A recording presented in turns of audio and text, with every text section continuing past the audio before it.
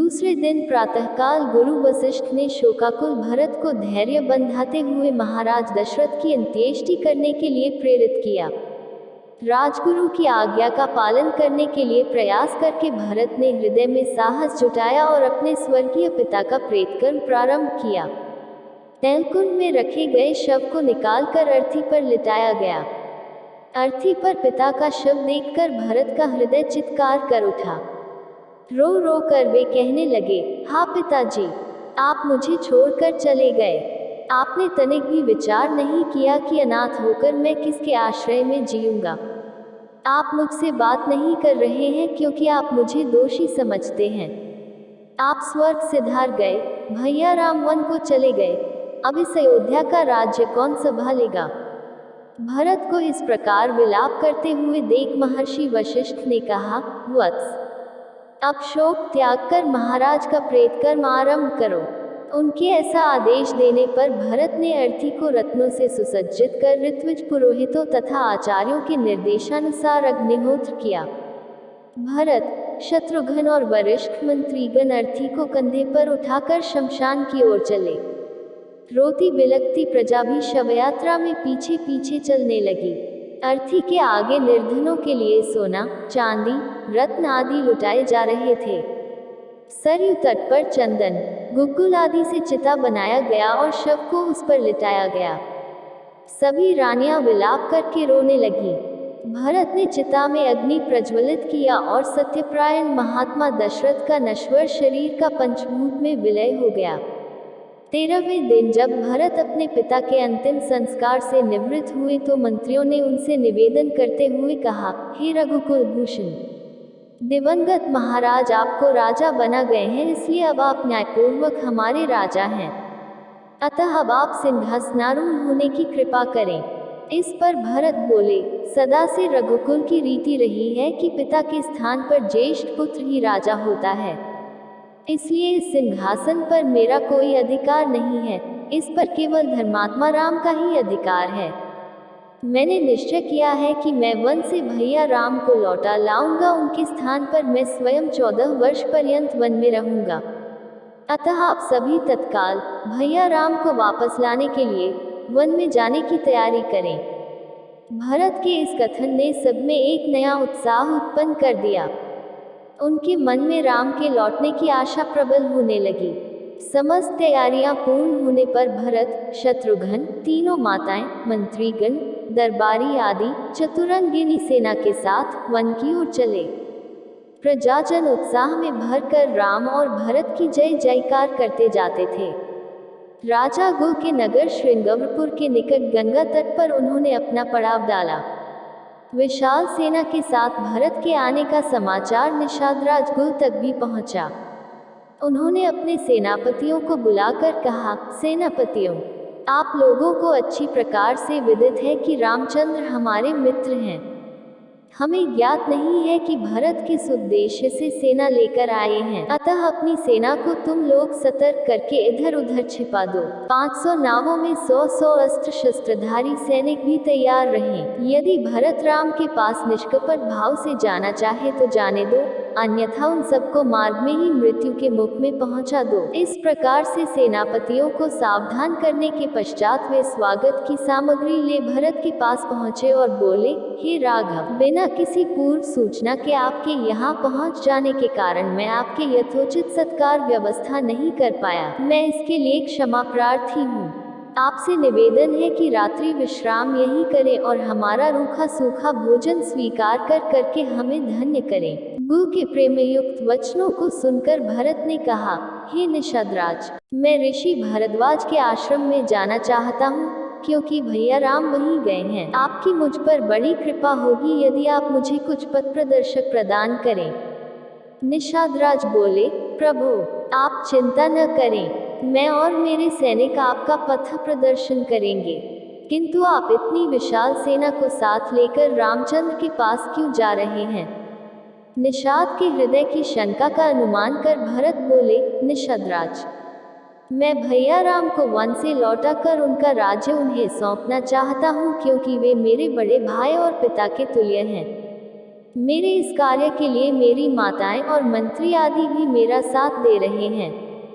भरत के वचन सुनकर गो को संतोष हुआ। समस्त जनों सहित भरत ने वहीं रात्रि विश्राम किया। प्रातःकाल गुहराज की आज्ञा से गंगा के किनारे पर सैकड़ों नौकाओं का प्रबंध कर दिया गया और उनमें सवार होकर सब गंगा पार उतर गए। वे सभी महर्षि भरद्वाज के आश्रम में पहुंचे। उनका यथोचित सत्कार करने के पश्चात महामुनि ने भरत से वन में आगमन का कारण पूछा। भरत ने हाथ जोड़कर कहा, महामुने, मैं अपने भैया राम का दास हूँ।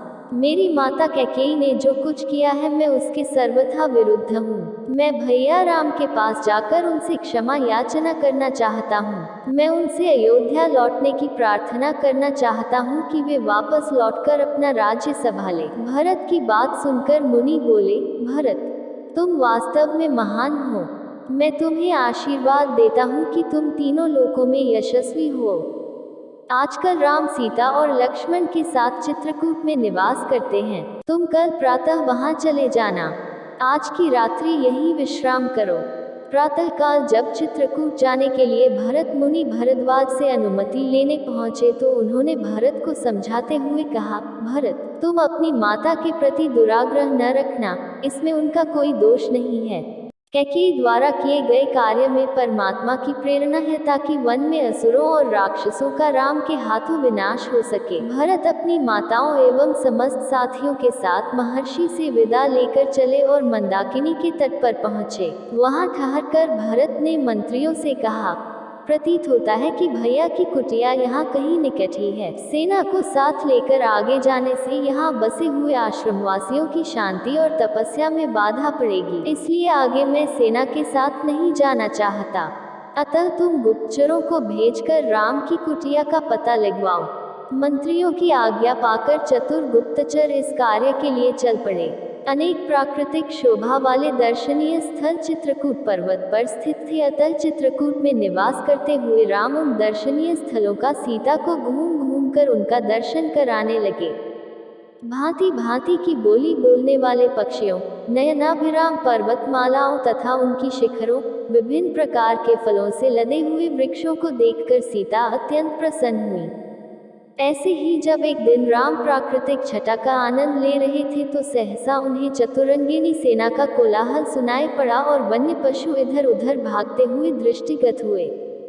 इस पर राम लक्ष्मण से बोले, हे सुमित्रा नंदन, ऐसा प्रतीत होता है कि इस वन प्रदेश में वन्य पशुओं के आखेट हेतु किसी राजा या राजकुमार का आगमन हुआ है। हे वीर, तुम जाकर इसका पता लगाओ।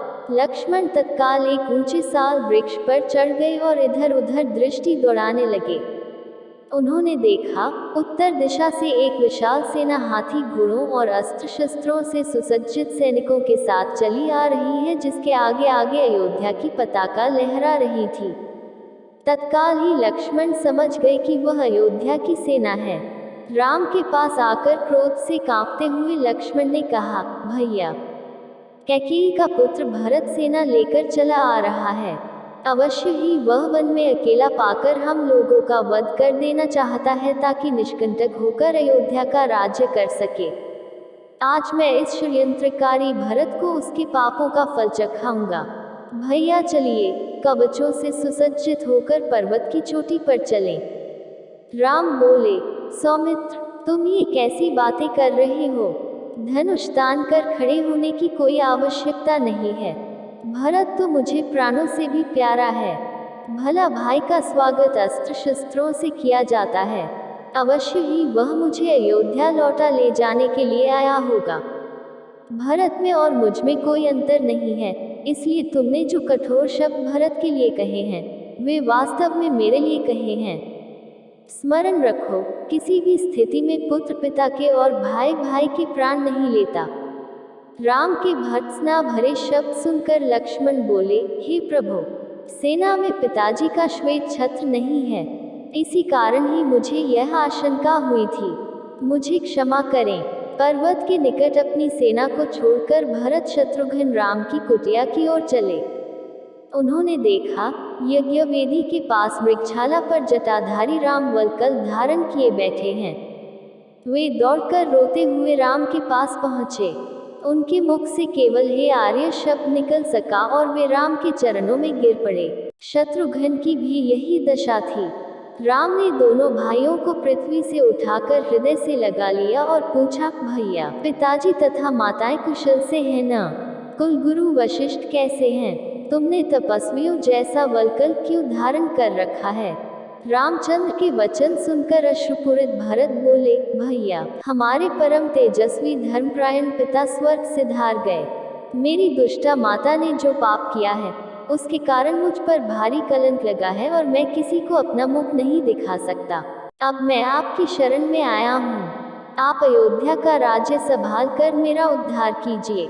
संपूर्ण मंत्रिमंडल, तीनों माताएं, गुरु वशिष्ठ आदि सब यही प्रार्थना लेकर आपके पास आए हैं। मैं आपका छोटा भाई हूँ, पुत्र के समान हूँ। माता के द्वारा मुझ पर लगाए गए कलंक को धोकर मेरी रक्षा करें। इतना कहकर भरत रोते हुए फिर राम के चरणों पर गिर गए और बार बार अयोध्या लौटने के लिए अनुनय विनय करने लगे। दोस्तों, अगर आपको ये वीडियो अच्छी लगी हो तो लाइक, शेयर और सब्सक्राइब जरूर कीजिए। धन्यवाद।